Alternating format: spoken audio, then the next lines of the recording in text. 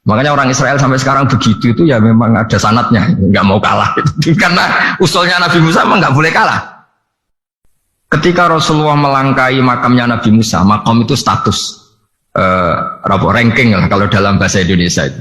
Kalau bahasa Indonesia itu ribet, makam itu kuburan. Makanya orang Indonesia sering tanya saya, Gus, makamnya Nabi Ibrahim kok batu? Makam yang dekat Ka'bah itu bukan makam dengan makna kuburan, itu tempat yang dipakai Nabi Ibrahim membangun apa? Ka'bah. Cara Jawa pancatan itu.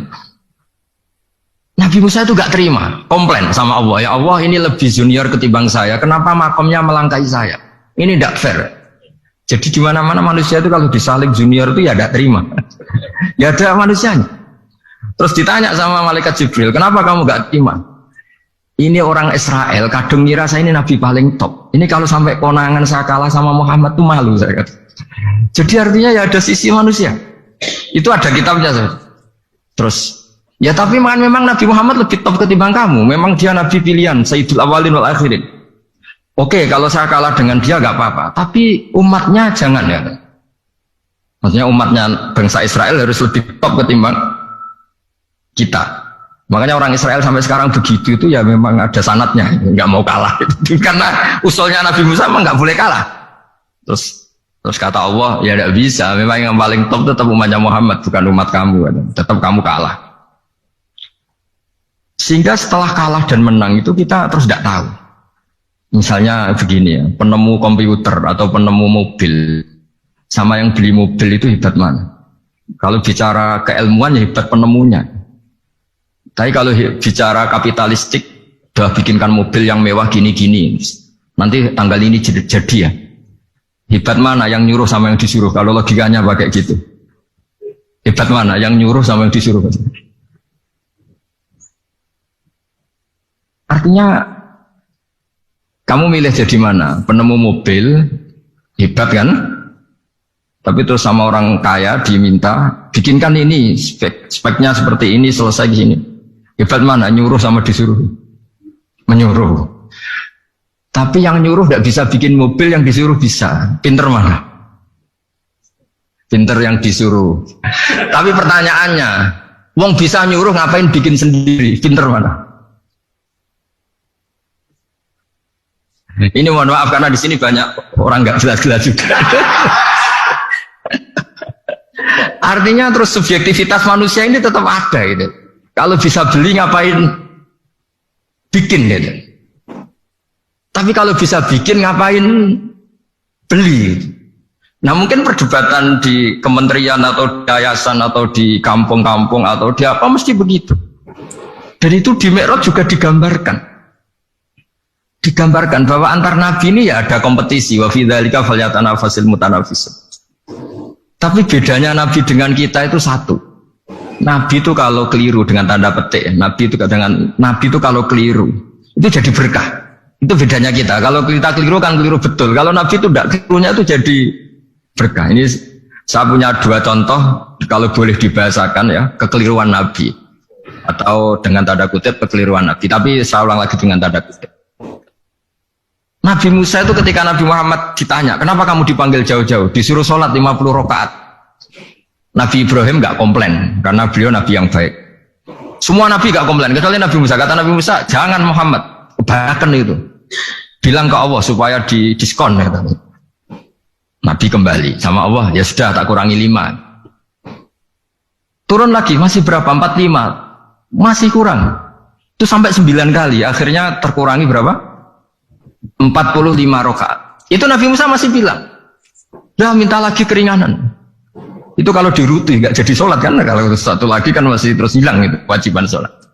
Nah, Nabi Musa sebetulnya itu bukan karena kasihan kita, bukan dia nggak empati dengan kita, beliau nggak empati sama kita, tapi gara-gara Muhammad, umatku yang lebih kuat, lebih ganteng aja nggak mampu melakukan sholat 50 rakaat, apalagi umatmu.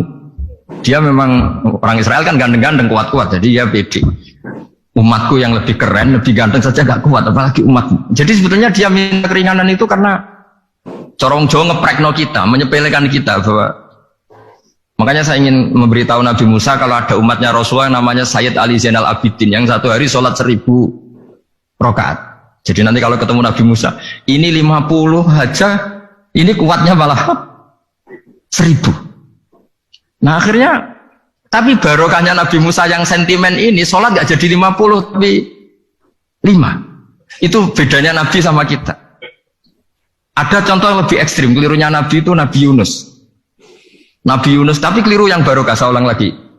Nabi Yunus itu memaklumatkan ke masyarakatnya, nanti itu kalau kamu tidak nurut sama saya ada azab. Anggap saja azab itu hari Kamis. Besok hari apa ya? Besok hari Kamis ya? Besok hari apa?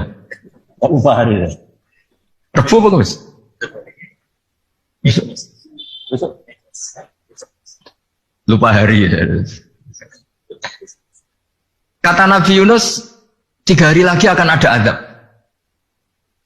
Tapi kurang 2 hari, kurang sehari umatnya masih dalam kemungkaran, dalam kemaksiatan, masih hura-hura. Akhirnya Nabi Yunus bilang, sudah ini tinggal sehari itu mau ada azab. Tapi mereka tetap hura-hura. Akhirnya Nabi Yunus itu, coro Jawa itu minggat. Memang bahasa Arabnya abako. Abako itu pergi yang tidak pamit. Itu kalau kamu cari di kamus, abako itu maknanya itu minggat, pergi yang tidak pamit. Sama Allah dibahasakan abako. So, wong ra bener kabeh, udahlah tak tinggalkan. Setelah ditinggalkan, Nabi Musa disalahkan sama Allah. Kamu itu Nabi tidak diperintah hijrah kok. Hijrah, syaratnya Nabi kan mengambil keputusan apa saja berdasar wahyu. Tapi tanpa ada perintah wahyu, dia tetap keluar dari kampungnya itu. Keluar sama Allah disalahkan, wong Nabi kok minggat. Akhirnya ketika dia di kapal, di perahu itu, dulu itu ada mitos, kalau ada perahu mau tenggelam pasti ada yang minggat, diundi. Sampai 3 kali yang keluar dia, akhirnya tahu diri nyemplung ya. Nyemplung terus ditelan ikan nun. Pokoknya ikan besar lah. Diberi sanksi sama Allah, karena dia Nabi kok melanggar, diberi sanksi ditelan ikan nun. Telan ikan nun karena beliau seorang Nabi, perutnya ikan itu jadi masjid, dia baca tasbih terus. Tapi barokahnya dia minggat tadi asbako. Akhirnya 1 hari itu mau ada azab besar itu orang-orang nginceng rumahnya dia. Diinceng. Kalau betul ada azab, pasti orang ini lari. Masa ada azab dia di sini? Diinceng ternyata gak ada. Wah berarti bener ini ada azab. Buktinya dia gak ada katanya. jadi unik. Akhirnya dicinceng gak ada terus dia, wah berarti ada azab betul. Hari itu masyarakatnya tobat semua karena, ini ada azab betul. Buktinya Nabi Yunus sudah lari, berarti dia tidak ingin kena azab. Padahal dia lari itu karena mangkel punya umat yang gak nurut tadi. Wah sudah. Setelah sekian hari dia cari-cari kabar. Umatku itu kena azab gak? Ternyata berita yang masuk dulu udah ada medsos, udah ada WA. Dulu itu gak ada itu.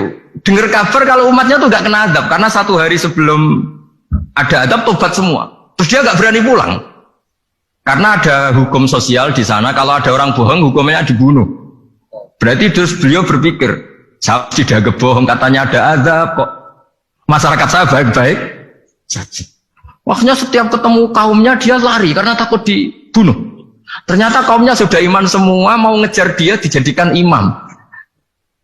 Akhirnya, oh iya. Jadi itu bedanya Nabi sama ndak. Jadi Nabi itu kalau kelirunya itu barokah. Makanya kita tidak usah ikut keliru. Karena keliru kita ini pasti tidak barokah. Itu musibah itu. Jadi, dulu ceritanya Anteng juga gitu. Yang namanya istri 2 itu kan cemburu. Pertama Nabi Ibrahim punya istri namanya Sarah.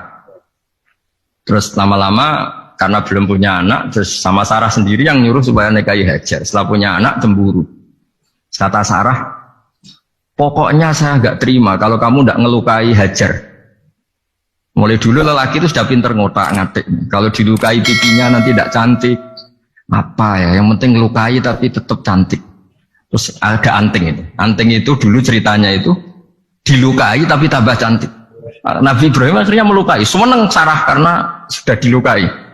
Ternyata barokahnya dilukai itu jadi Anteng yang mempercantik perempuan. Padahal melukai istri itu kan tidak boleh.